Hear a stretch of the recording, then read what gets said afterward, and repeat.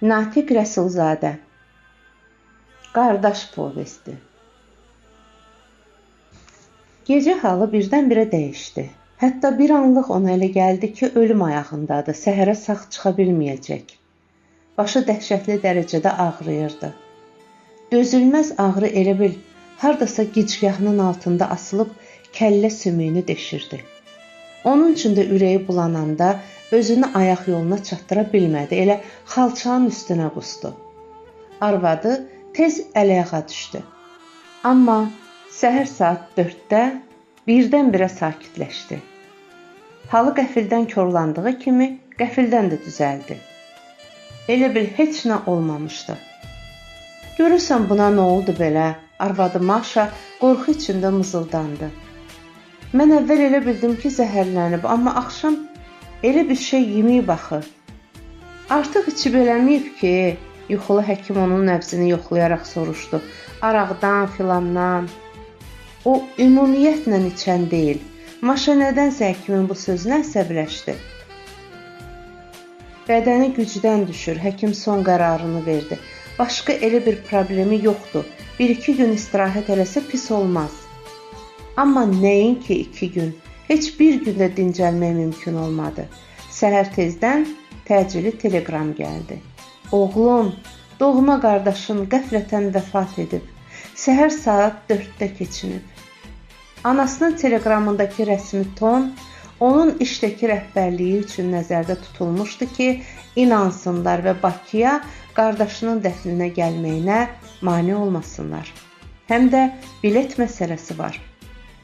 Əldə belə teleqram olandan sonra aeroportda təcili bilet almaq da çətin olmayacaqdı. Bu bəd xəbər onu yaman sarsıtmışdı. Bakıda yaşayan əkiz qardaşı 36 yaşlı sağlam, gümrah həyat eşqi ilə dolu bir adam idi və birdən-birə bunu heç cür beyninə sığışdıra bilmirdi. Ölüb, qəflətən. Ölüb. O, bu bir kəlməni dəfələrlə beynindən keçirsə də, ölüm sözü yeyib içmək, şənlənmək həvəskarı olan avantiroya meyilli, hayküylü qardaşına heç cür uyğun gəlmirdi, yaraşmırdı. Qardaşı ümumilikdə mahiyyətcə onun tam əksi idi. Bu saat hərəkət eləmək lazım idi. İdarəyə dəymək, icazə almaq, bilet üçün aeroporta cummaq. Bakıya ən yaxın reysə bilet götürmək. Amma o bunun əvəzinə kreslonun kənarında acizliklə oturub yanına sallanmış əlindəki teleqrama baxırdı. Elə bil ki, kreslodan yıxılmaqdan özünü çətinliklə saxlayırdı. Maşa onun bu vəziyyətini sakitcə seyr etsə də, nəsə deməyə cəsarəti çatmırdı. Qadın yaxşı başa düşürdü ki, əri Bakıdakı dəfn mərasiminə gecikməmək üçün elə indi yola tədarük görməyə başlamalıdır. Yoxsa gecikə bilər. Dəhşətdir. Əməlli başlı dəhşətdir. O bu sözü deyəsən biraz bəkdən dedi, çünki arvadı yüngülcə diksindi elə bil. Təyyarədə möhkəm yuxuya getdi. Əkiz qardaşının ölümünü cismən yaşadığı gecə onu tamam taqətdən salmışdı və elə təyyarəyə minən kimi hiss elədi ki, heç nə barədə düşünə bilmir. Yorğunluqdan gözləri bağlanır. Yuxuda uşaqlığının bir parçasını gördü. Özünün yox, qardaşı Azadın uşaqlığının, Mərdəkan yaxınlığındakı sahil bağları, ayaq altında sapsarı qızmar qum, az qala yerlə sürünən alçaq meynələr, vurulub əyilmiş əncir ağacı. Hər tərəf də günəşin istisinə bürünüb. İstidən əziyyət çəkən anası da artırmada durub qardaşı Azada deyir ki, bağın içində gəzəndə ehtiyatlı olsun, ayağının altına yaxşı baxsın. Buralarda çoxlu ilan olur. Azad da növbə ilə ayaqlarını qaldırıb dabanlarının altına baxır. Qardaşı ilə onun cəmisi 4 yaşı var. Qəfil şüşə cingiltisinə yuxudan oyandı. Gördü ki, stüardessa üstündə stəkanlar olan padnosu düz onun burnunun qarşısında tutub. İçib içməyəcəyini soruşur. O dodaqaltı nəsə mızıldanıb sanki qeyri-ixtiyari stəkanı götürdü. içməyə başladı və qəfildən onu ağlamaq tutdu. Sonra yenə yuxuya getdi. Yenə yuxuda uşaqlıqlarını gördü. O vaxtlar Kislovodska, Pitigorskaya istirahətə getmək dəbdə idi. Bu kurortlar Zaqafqaziya üçün elitar hesab olunurdu. Bir dəfə üçlükdə parkda gəzişərkən qaraçı bir qadın onların analarından zəli kimi yapışıb əl çəkmirdi.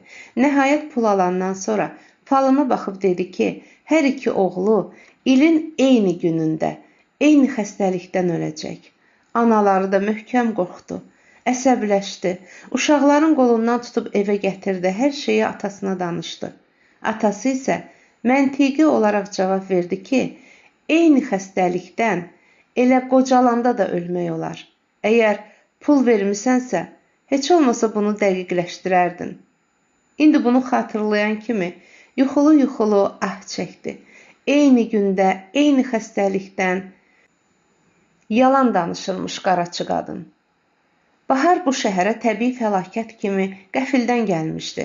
Qış ömrünü heç yaşayıb qurtarmamışdı ki, qəfildən isti külək əsdi və 2-3 gün əvvəl qara bənzər nə yağmışdısa, hamısı adamların ayaqlarının altında palçıqlı horraya dönmüşdü. Çılpaq ağaclar çiçək və tumurcuq həvəsi ilə sevinc içində yırğalanırdı. Bu şəhərdə ürəkdən gülməyi çoxdan yadırğamışdılar.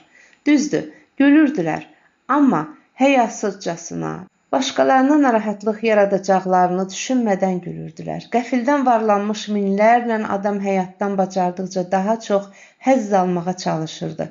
Amma onların həzzi nədənsə kənardan necasət iyi verirdi. Həqiqi gülüşlər isə doğrudan da yox olmuşdu. Bəziləri artıq gözəlliyini itirmiş bu şəhərin nə vaxtsa düzələcəyindən əl üzərək, öz gülüşlərini də götürüb, çıxıb getmişdilər. Yerdə qalanlar isə ürəkdən gülməyi çoxdan yadırğamışdılar. O, taksinin şüşəsi arxasından şəhərə baxsa da, heç nə barədə düşünə bilmir. Ümumiyyətlə, fikrini nəyinsə üstündə cəmləşdirə bilmirdi, amma təəccüblü də olsa, ətrafında gördüklərini çox parlaq şəkildə hiss edirdi. Bu, xəstəhal baharı da, küçədəki adamları da, ağacları da, evləri də, əvvəllər heç vaxt belə hisslər keçirməmişdi. Bu, onun özünə də təəccüblü gəldi. O, əvvəldən özünə qapılmış, xəyalpərəst naturaya malik idi və ətrafı heç vaxt belə parlaq şəkildə hiss eləməmişdi. Uşaqlıqdan həmişə gələcək barədə düşünürdü və təbii ki, indi həmin gələcək reallığa çevriləndən sonra o, əksinə, keçmişi xatırlayırdı. Xəyalən onu dəyişməyə çalışır, özünə qardaşı kimi qətiyyətli, sərt xarakter verməyə cəhd edir, çoxdan keçmişdə qalan hadisələrə hansı dəyişikliklər edə biləcəyini, həyatını başqa cür qurmaq barədə fikirləşirdi, düşünürdü, daşınırdı. Bax, rəhmətli Azad tamam başqa məsələ. O təpədən dırnağaca realist adam idi. Hər gün konkret olaraq nəsə əldə eləməyə çalışırdı. Bir günlə yaşayırdı. Yerdə qalan heç nə vecinə deyildi. Gələcəyi düşünmürdü. Xəyalpərəstliyi demək olar yox idi. Belə şeylər onu qıcıqlandırırdı, hətta bəzən əsəbləşdirirdi. Ev köhnəlmişdi. Başqa dillə desək, üzü oyana idi. Çoxdan sökülməli idi, amma məsələ onda idi ki, bu kvartaldakı evlərin hamısı eyni vəziyyətdə idi və əgər söksəydilər, gərək hamısını sökəydilər, yaxud heç birinə əl vurmayaydılar. Beləcə illər keçirdi, hər şey olduğu kimi qalırdı. Evlər biraz da köhnəlirdi və nəhayət yorulub yanı üstə əyilirdi. Yalnız bundan sonra rəsmi şəkildə son qərar verilirdi. Ev qəza vəziyyətindədir. Hərçənd binəva artıq 30 il idi ki, bu gündə idi. Onun anası ilə qardaşı da təxminən bu cür evdə yaşayırdılar. Həyətə girən kimi uşaqlıq xatirələri onun üstünə hücum çəkdi və elə bu xatirələrin təsiri altında o sanki qeyri-ixtiyari pilləkənlərlə yuxarı qalxdı. Elə o saat da doğmalarının arasına düşdü. Ev qohumlarla dolu idi və o saat onun üstünə cumub göz yaşı içində öpüb qucaqlamağa, təskinlik verməyə başladılar. Həyətdə zorla eşidilən ağlamaq səsləri burada təbii ki, daha da güclənmişdi. Evdə ağız deyəni qulaq eşitmirdi və anası da onu qucaqlayıb nəsə danışırdı. Dəhlizdən baxanda otağın ortasına qoyulmuş ağzı açıq tabutun ayaq tərəfi görünürdü. Tabutun qapağını həyət qapısının yanına qoymuşdular ki, qonşular bu evdə kiminsə vəfat etdiyindən xəbərdar olsunlar. Anası isə dayanmadan nəsə danışırdı və o, çətinliklə də olsa diqqətini cəmləyib, anasının sözlərini anlamağa çalışdı. Məlum oldu ki, qardaşı meningit olubmuş. 3 gün xəstəxanada komada qalıb, huşu başına gəlmədən vəfat edib. Artıq beyninin biraz açılmasına baxmayaraq, o yenə də fikrini tam cəmləşdirməyə çətinlik çəkirdi. Qəribə hisslər keçirirdi. Sanki özünə kənardan baxırdı və ona elə gəlirdi ki, bu saat bu evin ortasında dayanan, anasını qucaqlayıb ağlayan, başını sığallayan adam o deyil, tamam başqasıdır. Azadı elə həmin gün dəfn elədilər. Hələ martın sonları olsa da, hava isti və bürkülü idi. Elə bil artıq yay gəlmişdi. Qəbristanda duranların çoxu palto və plaşlarını soyunub, qollarının üstünə atmışdı. Günəşin istisi az qala dözülməz həddə çatmışdı. Lakin molla elə bil bütün bunları hiss eləmirdi. Çox sakit bir tərzdə Yasin oxuyurdu. Axı belə ölümləri yola vermək onun işi idi. Necə deyərlər, çörəyi buradan çıxırdı. Qəfildən onların başları üstündən təyyarə keçdi və onun mühərrikinin gürültüsü bir neçə saniyəlik mollanın duasını eşidilməz etdi. Gecə uzun müddət yata bilmədi. Ağlamaq istəmirdi. Düşünmək qabiliyyəti artıq yavaş-yavaş özünə qayıdırdı. Lakin bununla belə o heç cür anlamırdı ki, ona dünyada bu qədər yaxın olan yeganə adamı itirməyini nəyə görə ruhən hiss eləmir. Qəfildən ona elə gəldi ki, mərhum qardaşının ətrafdakı insanlara laqeyd münasibəti hiss olunmadan ona da keçib. Beləcə, yerində uzanıb yuxuya getməyə çalışırdı, amma yata bilmirdi və getdikcə onu qəfil haqlayan bu faciəni dərk etməyin çətinləşdiyini hiss edirdi. Dəqiqələr ötdükcə açıq aydın duyurdu ki, faciə onun ruhundan daha da çox uzaqlaşır. Bu dəhşətli itkini dərk etmək daha da çətinləşir. Ürəyində çox qəribə hisslər dolaşırdı. Nəhayət, çox çətinliklə də olsa bir təhər yuxuya gedə bildi və yuxuda Fuadı gördü. 3 il bundan əvvəl Moskvaya köçüb, orada ailə qurmuş əkiz qardaşı Fuad. Budur, sağollaşarkən o, Fuada son nəsiyyətlərini verir. Bax ha, ehtiyatlı ol. Özün bilirsən necə qarışıq zəmanədir. Tez-tez zəng vur. Yoxsa anamız nigaran qalacaq. Pul da lazım olsa xəbər elə, dərhal yollayım. Fuad başını tərpədərək razılığını bildirsə də, baxışlarında qəribə bir duman sezilirdi. Hiss olunurdu ki, qardaşına qulaq assa da fikirləri hardasa uzaqlarda dolaşır. Bu da onu yaman əsəbləşdirirdi. Hərif olma, o ürəyində deyinirdi. Ətrafdakılar səni hərifləməyə məqam axtarır. Yaşamağı öyrən də, nə vaxtacan belə olacaqsan? Birdən-birə Fuadın üzünə elə bir fağır, yumşaq, məzlum təbəssüm yayıldı ki, elə bil onlar son dəfə görüşürdülər. Və o başa düşdü ki, qardaşı elə həmişə belə qalacaq, heç vaxt yaşamağı öyrənməyəcək, həmişə ətrafdakılar onu aldadacaq, öz məqsədləri üçün istifadə edəcək, o isə həmişə, bax beləcə gülümsünəcək. Birdən-birə onun ürəyi sıxıldı. Gəl qucaqlaşaq, sanki qeyri-ixtiyari dedi. Qucaqlaşandan sonra isə o əlini cibinə salıb pul çıxardı. Uzaq yola çıxırsan, pula ehtiyacın olacaq, dedi.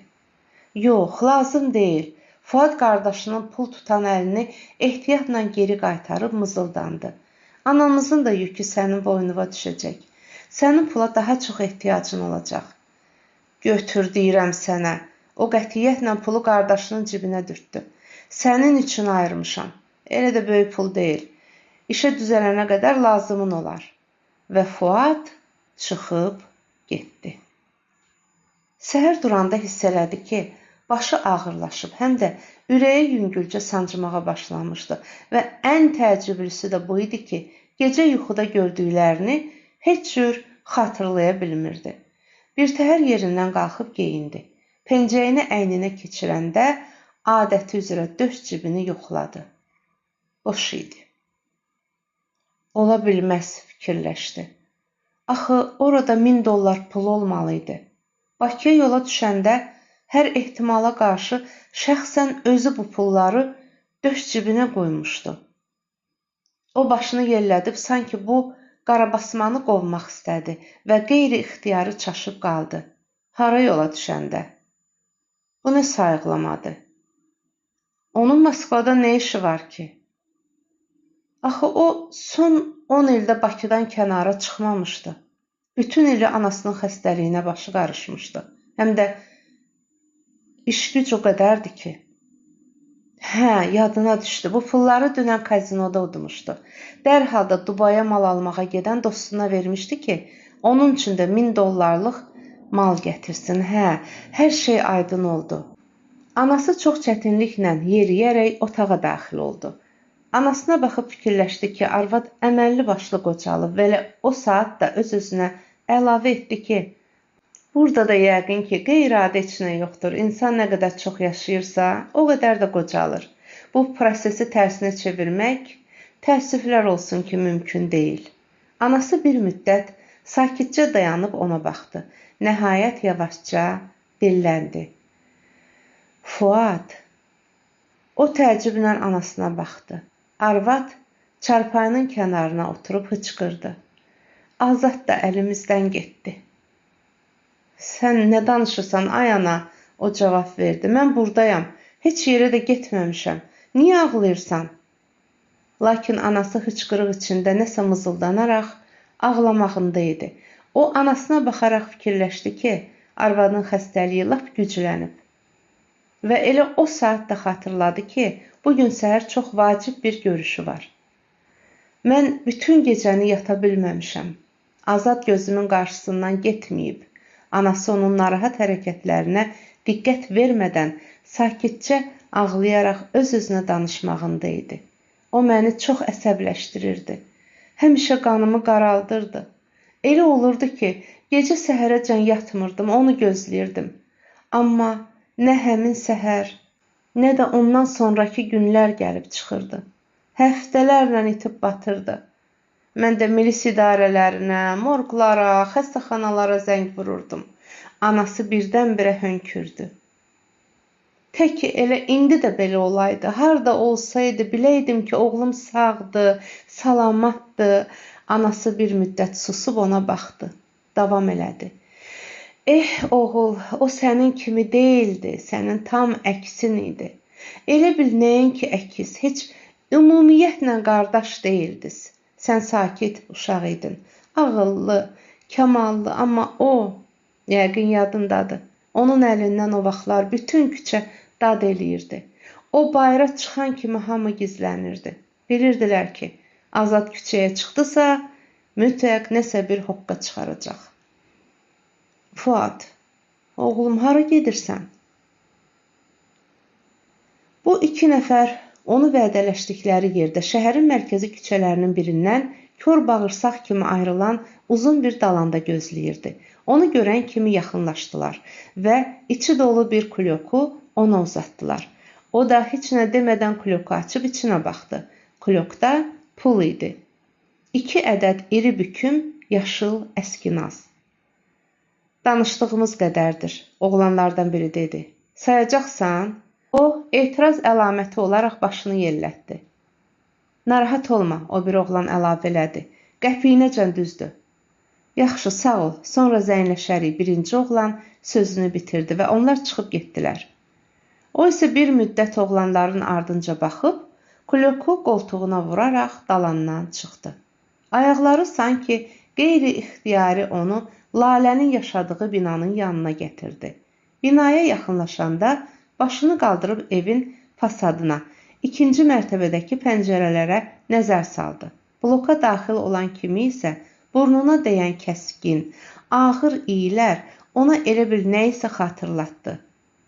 Gör, nə vaxtı buralara yolum düşmür fikirləşdi və qəfildən Lalənin isti ağuşunu, onun yataqdakı iniltilərini xatırladı. Lalə qapını açıb onu kəndarda görəcək, qəfildən qışqırıb geri çəkildi. Qadının görkəmindən bilinirdi ki, həddən artıq yorğundur. Sən, anlaşılmaz bir dəhşət içində qadın dilləndi. Məgər başqa kimisə gözləyirdin? O içəri keçib cavab verdi. Mənim gəlişimdə qeyri-adi nə var ki? Yox, qadın özünü itirmiş halda mızıldandı. Amma mənə, nə sənə? Deyib otağa keçərək divana çöktü. Dillən də, səsin batıb. Mənə dedilər ki, güya sən ölmüsən. Nəhayət qadın cavab verdi.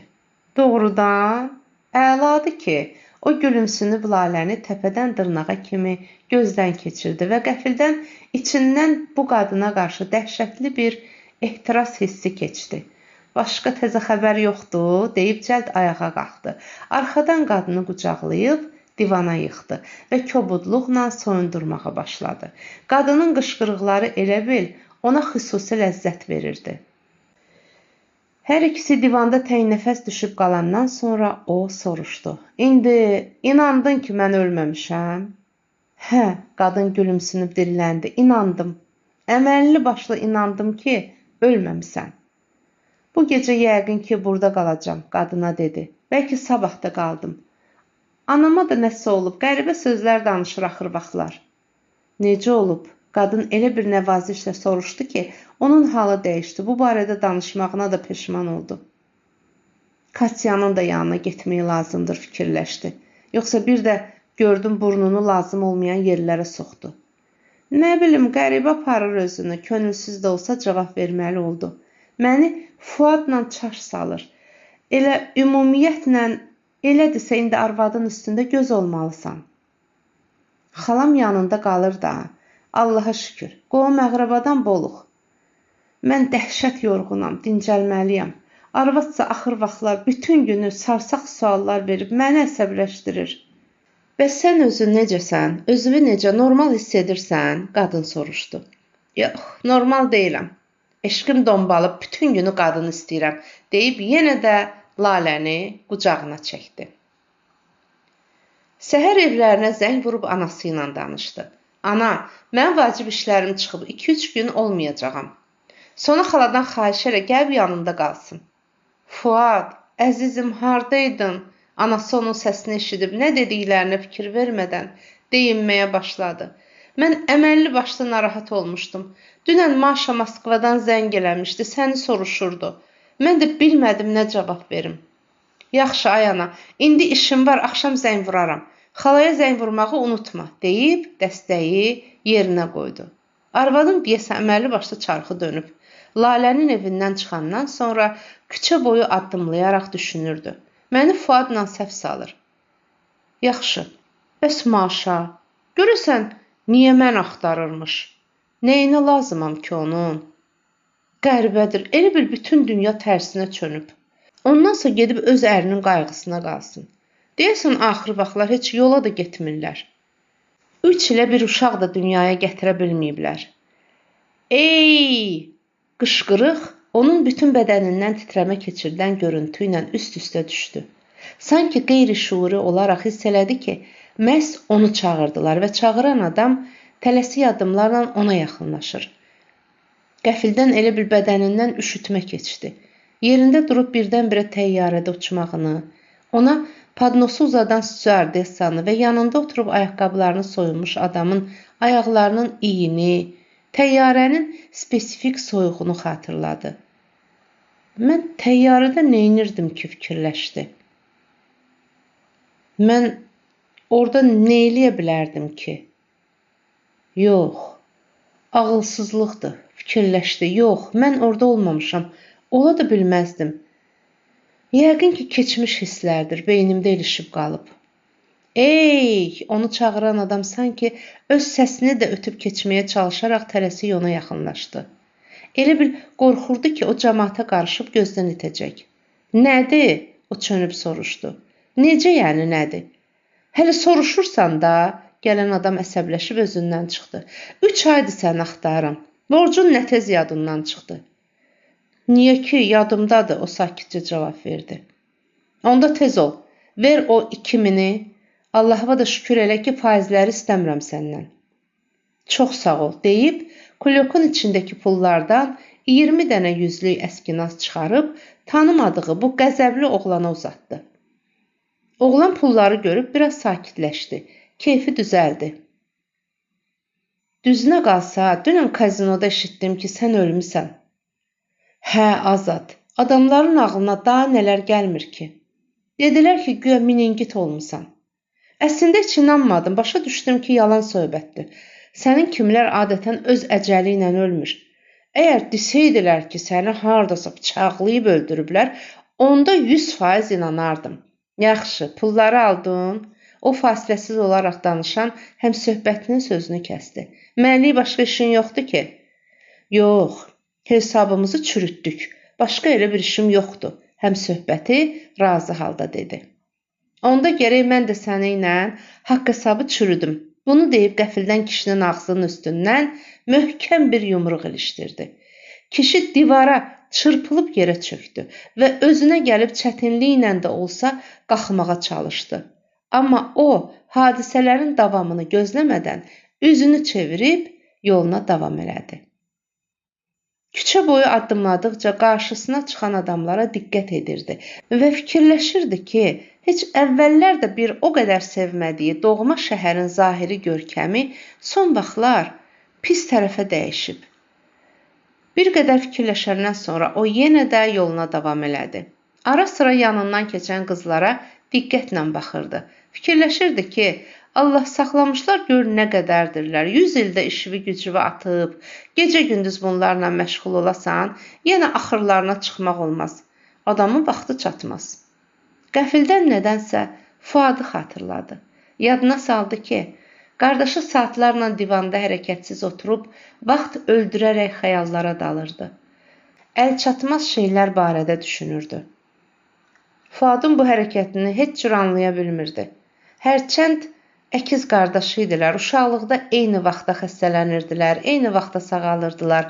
Hətta ayaq yoluna da eyni vaxtda gedirdilər, eyni rəngləri sevirdilər. Yaşıl və sarı bir-birini sözsüz başa düşürdülər. Heç anaları da ruhən onlara bir-biri qədər yaxın deyildi. Beləliklə, xarakterləri də üst-üstə düşməli idi, amma belə olmadı. Böyüdükcə xasiyyətlərinin bir-biri ilə əks qütbdə durduğu məlum oldu. Əkiz qardaşı Fuadın bu xəyalpərəstliyini, real aləmdən xülyalara qaçmaq cəhdlərini o heç cür başa düşə bilmirdi. Onun isə enerjisi həmişə aşıb daşırdı, hərəkətsizliyi anlamırdı. Boş xəyallara vaxt sərf eləməyi sadəcə bacarmırdı. Belə şeylər onu əsəbləşdirir, hətta özündən də çıxarırdı. Küçədəki avtomat telefondan evə, anasına zəng vurdu. Anasının xəstəhal səsi elə bil biraz da batmışdı. Yəqin çox ağlamaqdan belə olmuşdu.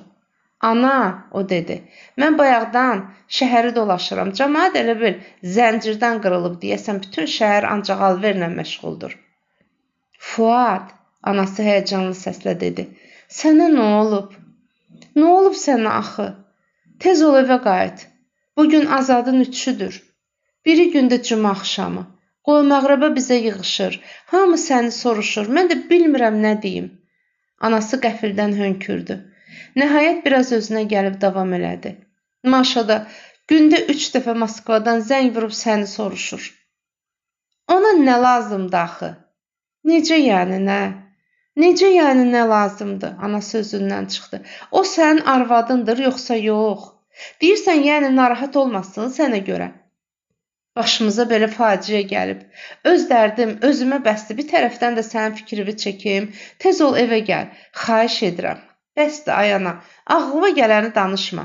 O anasının sözlərinə fikir vermədən onu yarımçıq kəsdi. Hər şey qaydasındadır. Sadəcə vacib işlərim var. Özünü ələ al, başa düşürəm, vəziyyətin ağırdır. İşlərimi qurtaran kimi evə gələcəm. Anasının etirazını dinləmədən dəstəyi asdı. Amma evə getmədi.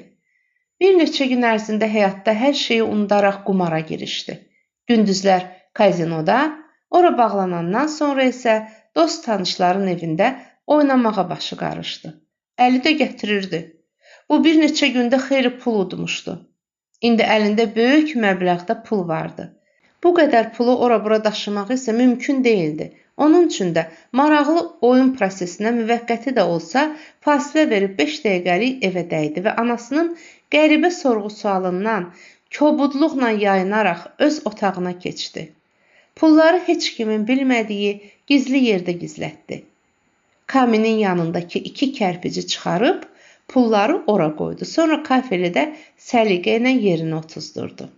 Kənardan baxan olsaydı, heç kimin ağlına gəlməzdi ki, burada seyfə bənzər nəsə gizli bir yer var. Pulları yerləşdirəndən sonra cəld evdən çıxdı, lakin qapını örtəndə arxadan anasının səsini eşitdi. Maşa Bakıya gəlməyə hazırlaşır. Bu günlərdə o, gah Katyanın, gah Lalənin yanında qalırdı. Bəzən isə yorğunluqdan elə olurdu ki, elə oynadığı yerdəcə başını atıb yatırdı. Bəxti həmişəki kimi gətirirdi. Yoldaşları hər dəfə söz verirdilər ki, daha onunla oyun stoluna oturmayacaqlar. Onun bəxti hamını vahiməyə salırdı və oynayanların çox az hissəsinə ondan nəsə udmaq nəsib olurdu. Lakin o çox gözəl və maraqlı oyunçu olduğundan təhlükəli olmağına baxmayaraq, yenə də çoxları onunla oynamağa meyl edirdi. Həmişə ümumi oyunlara onu da qatmağa çalışırdılar. Çox vaxt təsadüfən küçədə qol-məğrabadan kimsə qarşısına çıxırdı. Tələsməyinə baxmayaraq, ayaqüstü də olsa onunla hal-əhval tutmağa çalışırdılar. Söhbət əsnasında təəccüblə onu süzürdülər, amma baxışların toqquşmasından el-bil qorxub nəzərlərini çəkirdilər. Və ən qəribəsi də bu idi ki, hamısı israrla onu Fuad adlandırırdı. Əlbəttə ki, o bütün bu söhbətlərə qətiyyən fikir vermirdi. Baxışlar da ümumiyyətlə onu maraqlandırmırdı. Qardaşından fərqli olaraq o, belə şeylərə qətiyyən fikir vermirdi. Özü üçün yaşayırdı və yalnız özünün azadlığına, sərbəstliyinə qəsd edəndə əsəbləşirdi. Bir neçə gündən sonra Maşa da Moskvadan gəldi. O isə qadının gəlişindən yalnız 3 gün sonra üzə çıxdı. Hal-əhval tutmaq üçün anasına zəng vurdu. Anasının sevincinin həddi-hüdudu yox idi. Onun üçün də bir-iki kəlmə danışandan sonra dəstəyi Maşaya verdi. Qulaq as, gənc qadın həyəcanlı səslə danışmağa başladı. Mən burada sənin haqqında dəhşətli şeylər eşitmişəm. Heç cür inana bilmirəm. Dur, gəl evə. Biz ciddi şəkildə danışmalıyıq. Mənimlə danışmaq istəyirsən? O təəccüblə soruşdu. Bu nə deməkdir, Futik? Qadın özündən çıxdı. Bu nə axmaq sualdır. Səndən başqa kiminlə danışmalıyam ki? Sənin anan bu dərdin altında əriyib gedir. Azadın ölümü onu əməlli başlı sarsıdıb. Sən də özünü belə aparırsan. Mən heç bilmirəm buna nə ad verim. Hiss olunurdu ki, qadın özünü zorla saxlayır və biraz da keçsə dilindən ağla gəlməz söyüşlər çıxacaq. Bu vaxta qədər sakit, başaşağı adam kimi tanıdığı ərinin xasiyyətindəki bu qəfil dəyişikliklərdən qadın o qədər çaşıb qorxuya düşmüşdü ki, hiss edirdi, əgər özünü saxlamasa, biraz hisslərinə sərbəstlik versə elə burada, ərinin qohumlarının yanında bütün hirsini ərinin üstünə tökəcək, ona ağzından çıxanı deyəcək. Onun üçün də sözünə fasilə verib nəfəsini dərdi. Özünü sakitləşdirməyə çalışaraq sakitcə soruşdu. Sən məni eşidirsən, Futik? Məni belə çağırma, o qəfildən qışqırdı. Gedib öz ərinlə belə danışarsan. Bir də mən heç cür başa düşə bilmirəm. Axı sənin burada nə işin var, niyə gəlmirsən? Moskvada sənə yer qəhətdir. Fuad, əzizim, Maşa özünü saxlaya bilməyib qəfildən dəstəyə hönkürdü. Yalnız indi, bu qısa söhbətdən sonra ərinin davranışındakı dəyişikliklər Onu həqiqətən də qorxutmuşdu. Heç cür başa düşə bilmirdi ki, ərinə son günlərdə nə olub? Niyə qəfildən belə dəyişib? Fuad, indi səndən yalnız bir şey xahiş edə bilərəm. Tez evə gəl. Yalvarıram. Mən səni görməliyəm, səninlə danışmalıyam. Başa düşürəm. Mən çox vaxt haqsız olmuşam. Səni əsəbləşdirmişəm, qıcıqlandırmışam. Bağışla məni. İnan indi ən əsası odur ki, biz tezliklə görüşüb söhbət edək. Xahiş edirəm. Bax, anan da buradadır, səni gözləyir, ağlayır. O da istəyir ki, sən evə qayıdasan. Biz heç cür başa düşə bilmirik sənə nə olub. Sənin üçün çox narahatıq. Narahat olmayın, mənə heç nə olmayıb. İmkan tapan kimi mütləq evə dəyəcəm. Sözünü bitirib, dəstəyi asdı. Təəccüblə çiyinlərini çəkdi. Fikirləşdi ki, deyəsən hamının başına hava gəlib. Yox, yaxşısı budur. Açıq başla bir də hər şeyi götür qoy edim. Deməli, Maşa Fuadı evdə qoyub Moskvadan Bakıya gəlib. Bir soruşan lazımdır ki, burada nə itin azıb sənin? Bəlkə ailə içində nəsə problemləri var. Onun üçün də despot ərinə qarşı mübarizə aparmaq üçün yardım axtarır. Yox, ola bilməz. Axı hamıya məlumdur ki, Fuad tıxsız balıq kimi bir şeydir. Və sonda qız niyə Bakıya gəlib? Məndən nə istəyir? Rədd olsun bu arvadların işindən baş açmaq olmur. Xalam anamın yanındadır, nə lazımdırsa edəcək. Pul da keçən dəfə nə qədər lazımdır qoymuşam. 1 il bəsləridir. Maşa da biraz qalıb çıxıb gedər. Heç nə olmaz. Elə belə olsa yaxşıdır. Yaxşı, bəs görəsən niyə hamı onu Fuadla səhv salır? Hətta bu Moskva toyuğu da onu futik çağırır. İşə bax. Qardaşım görəsən belə şeylərə necə dözür? Yəqin onun xoşuna gəlir ki, bu cür nazını çəksinlər. Başqa əlindən nə gəlir ki?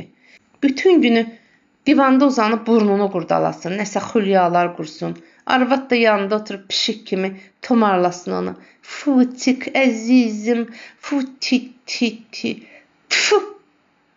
Fikrə getdiyindən trotuarın kənarında dayanıb mağazanın vitrininə tamaşa edən qızı az qala vurub yıxacaqdı. Çox cazibədar qız idi və yoldan keçən kişilərin çoxu qeyri-ixtiyari çönüb, saçları səliqə ilə dalğavari daranmış, dizdən yuxarı qısa yubka geyinmiş bu qədd-qamətli qıza tamaşa edirdi. O da bir neçə saniyə gözünü qızın ayaqlarından və tarım paltarı altında sezilən bədəninin cizgilərindən çəkə bilmədi. Qız da ona baxıb gülümsündü. Tanımadın deyəsən, soruşdu. Qeyri-ixtiyari boğazından böyürtüyə bənzər səs çıxdı. Niyə ki? Nədir, başıma hava gəlib? Qız yavaşca gülümsündü və onun bu qəribə, şıltaq gülüşündən elə bir cazibə yayıldı ki, o elə bu saat küçədəcə bu qızı qucaqlamaq istədi. Firayam da, Fəridə. Gözlərimi aç, yaxşı bax da. Sadəcə saçlarımı rəyləmişəm. Buna bax, necə də tanımadı. Bəlkə tanımaq istəmədin? Düzünü de. Sən nə danışırsan? Ona elə bir qəfil cəsarət gəldi. Necə yəni tanımadım? Heç elə şey olar. Elə ona təəccüblənirdim ki, Fəridə deyəsən keçən dəfə biraz qarayanızı idi. Deməli hələ keçən dəfəkini unutmamısan. Bu saat inandım. Qız kinayə ilə gülümsünüb əlini yellətdi. Dolama məni. Söhbət etdikləri müddətdə bir dilənçi arvad onlara yanalmışdı. Arvad o qədər qoca idi ki, sifətindən hansı millətə mənsub olduğunu heç cür müəyyən eləmək olmurdu. O, cibindən bir əskinaz çıxarıb arvada uzatdı. Elə o saat da qarşılarında daha 2 dilənçi peyda oldu. Onun əlindəki əskinazı görən kimi Fəridə ah çəkdi. Başıma hava gəlib, neynirsən? Gör nə verirsən? Qız bunu deyən kimi cəld hərəkətlə qarının əlindəki əskinazı qaparaq çantasına soxdu. Elə eyni cəldliklə də oradan xırda pul çıxarıb qarının ovcuna bastı. Həm də o bunu o qədər tez elədi ki, qarı deyəsən heç bir şey də başa düşmədi. Qızı isə onun qoluna girib küçənin başına çəkdi. Nə olub sənə? $50 dilənçiyə niyə verirsən? Mənə $100 da qıymırdın, yadından çıxıb? Zarafat edirəm. Mənim yadıma gələni, sən elə həmişə pullarımı ora-bura səpələmisən. Mənə də maraqlı idi görüm, sən buna necə reaksiya verəcəksən? O sanki öz hərəkətinə haqq qazandırmaq üçün cavab verdi. Hə, başa düşürəm, qız dedi. Reaksiyamı da gördün. Qız sözünü bitirib, qarıdan aldığı əskinazı qəribə şəkildə əlində yellətdi. Amma bilinmirdi ki, qaytarmaq istəyir, yoxsa başqa niyyəti var. Nə deyirsən? Qazanmışam bunu, yoxsa yox? Götür də, o əlini yellətdi. Qız təntənəli, amma asta səslə gülüb, pulu təzədən çantasına soxdu. Özüm də bilmirəm, niyə belə edirəm. Gülüb qurtarandan sonra qız ah çəkdi. Axı mənim havayı pulundan da çox aram yoxdur. Bəlkə imkan verəsən əvəzini verim, yoxsa yenə həmişəki kimi tələsirsən? Gedək sakit bir yer tapaq da. Nə bilim, o çiyinlərini çəkdi. Sadəcə bugün pul cəhətdən bəxtim gətirib. Onda bəlkə bu yazıq qızı fərli bir yerə qonaq edəsən. Əslində vacib bir işim var, bir yerə dəyməliyəm. Hə, qız elə bir qəfildən nəyisə xatırladı. Nəsə axmaq bir şey dedilər o gün. Ay Allah, kim idi deyən, yadıma sala bilmirəm. Yox, dəqiq yadımda deyil, vallah düz deyirəm. Kimsə dedi ki, sən ölmüsən, miningit olmusan. O saat bildim ki, dolayırlar məni. Miningit ha, sən ölsən, ya sifilisdən ya da spitdən öləcəksən. Tfu, o sanki qeyri-ixtiyarı dedi. Çıban çıxsın dilivə. Nə axmaq şeylər danışırsan. Bağışla, əzizim. Qız bunu deyib, onun böyrünə elə bərk sıxıldı ki, az qala trotuardan yıxsın. Bir də demərəm. Söz verirəm, bundan sonra ağıllı qız olacam. 10 gün hədər yerə gözləyəndən sonra ərinə nə olduğunu heç cür anlamayan Maşa Moskvaya qayıtmağa məcbur oldu. O isə evə gələndə anası tək-tənha idi. Şüşəbəndin qarşısında büzüşüb oturmuş, şüşənin bayır tərəfində görünən səmanın bir parçasına baxaraq öz-özü ilə nəsə danışırdı. Onu öz dərdi ilə üz-üzə buraxmışdılar. O da bacardıqca özünə təskinlik verməyə çalışırdı. Arvad onu görən kimi diksindi. Elə bil canlandı.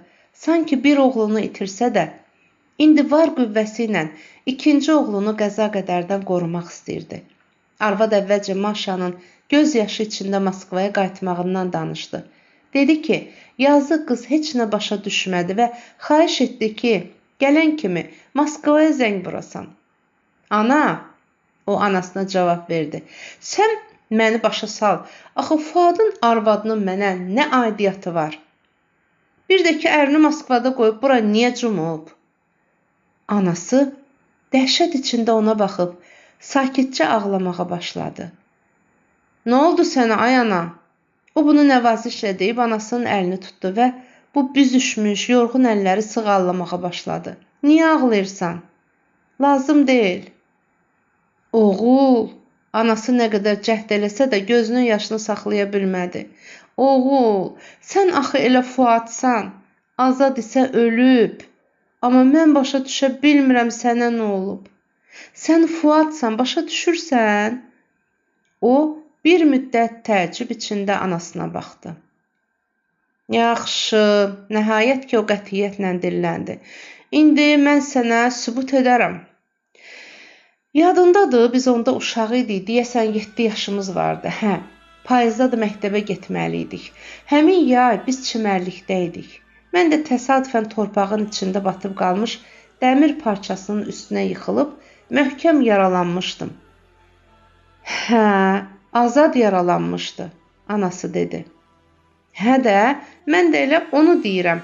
Onda sən də, rəhmətli atam da yaman qorxuya düşdünüz.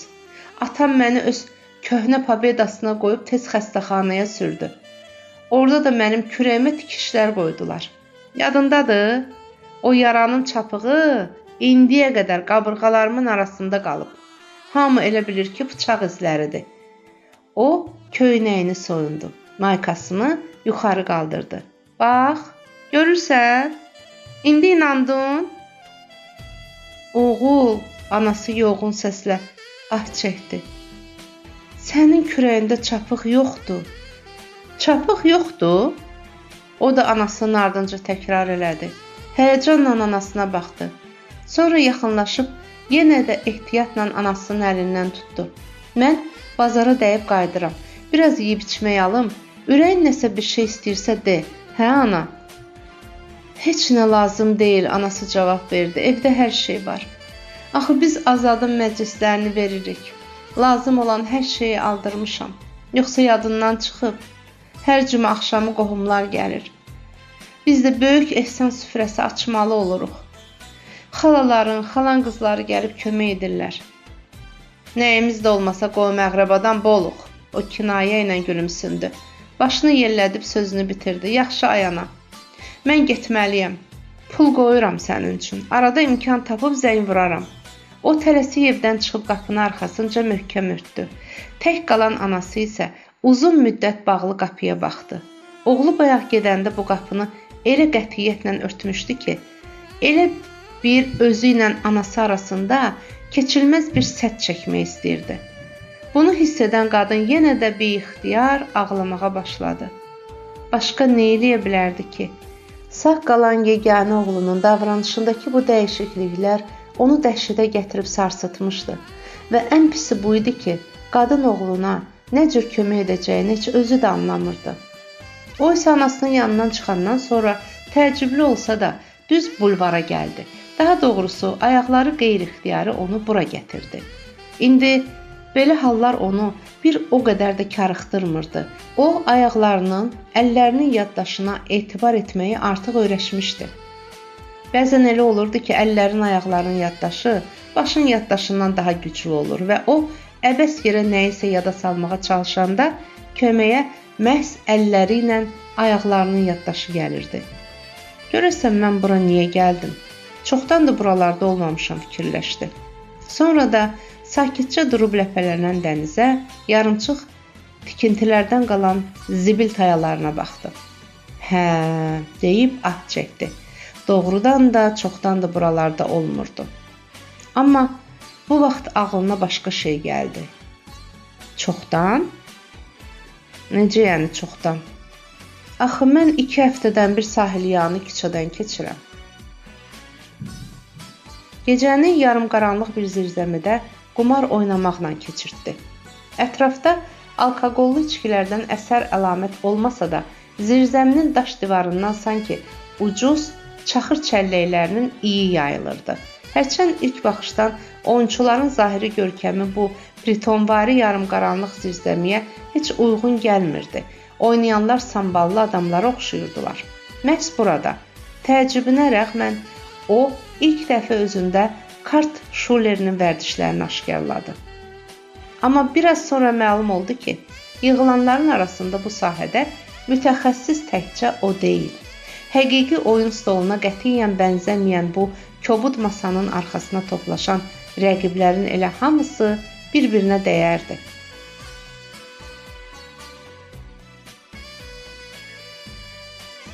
Dəyərli izləyicilər, Natiq Rəsulzadənin Qardaş povestinin davamını dinləmək istəyirsinizsə, kanalımı izləyin, abunə olmağı yaddan çıxarmayın.